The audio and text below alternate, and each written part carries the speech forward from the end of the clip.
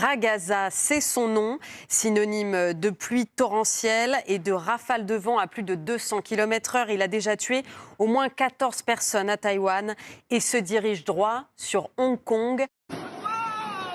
La puissance de la vague fait exploser la vitre instantanément. Des milliers de litres d'eau se déversent dans cet hôtel de Hong Kong. Quelques secondes plus tard, c'est une autre vague qui prend de court les employés. L'un d'entre eux est emporté par le courant, c'est son collègue qui lui vient en aide. L'eau ne cesse de monter.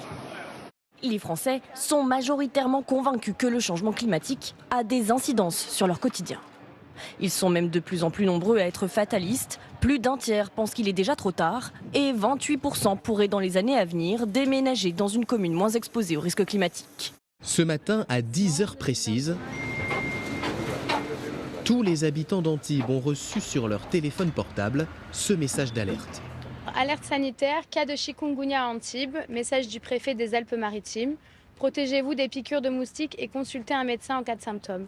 Le ministère de la Transition écologique rappelle que les 2 tiers des 36 000 communes du pays sont exposées à au moins un risque naturel. Le premier d'entre eux, les inondations, touche un Français sur 4. Je suis d'accord avec le président Donald Trump. L'Europe s'est enfoncée dans une folie idéologique qui a conduit à de mauvaises décisions en matière de migration, à une folie écologique qui a détruit les marchés économiques, financiers et agricoles.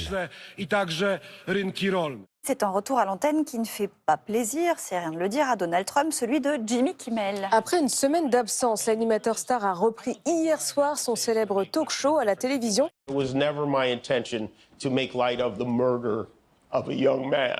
Nor was it my intention to blame any specific group for the actions of what it was obviously a deeply disturbed individual.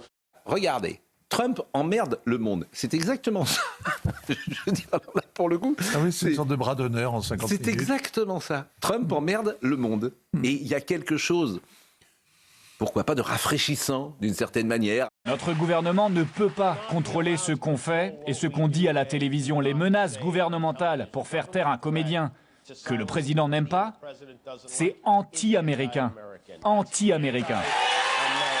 Des migrants illégaux comparés à des Pokémon qu'il faut tous attraper. C'est la nouvelle vidéo outrancière publiée par le ministère américain de la Sécurité intérieure en reprenant le générique de la série télé. Les déportés sont même représentés sous la forme de cartes Pokémon. Chacun peut constater que la France a changé, Sarah Salman, quand même. On peut constater que des quartiers entiers, aujourd'hui, il n'y a plus de traces de la culture française. Mais vous allez souvent dans les quartiers ?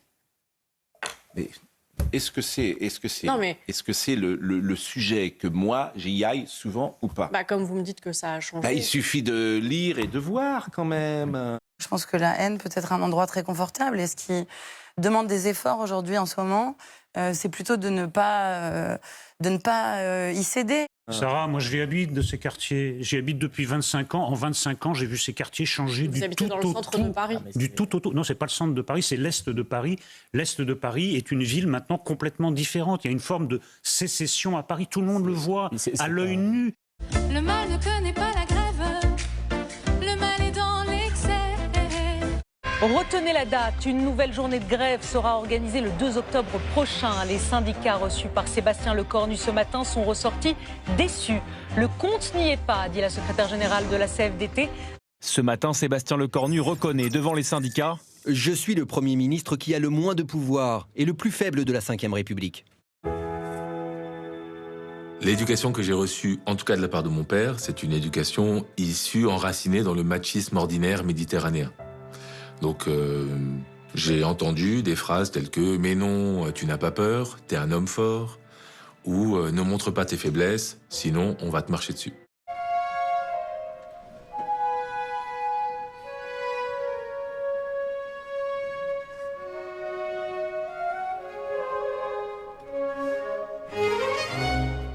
Et donc j'ai très rapidement été attiré par l'idée d'être musclé, par l'idée d'être fort.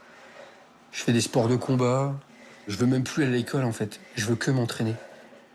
Parce que je me dis, il faut que je devienne un guerrier, quoi. Je me souviens, j'avais une dizaine d'années, mettre un coup de poing à un gars et un coup de tête à l'autre et m'ouvrir le front parce que je lui avais cassé la dent, quoi.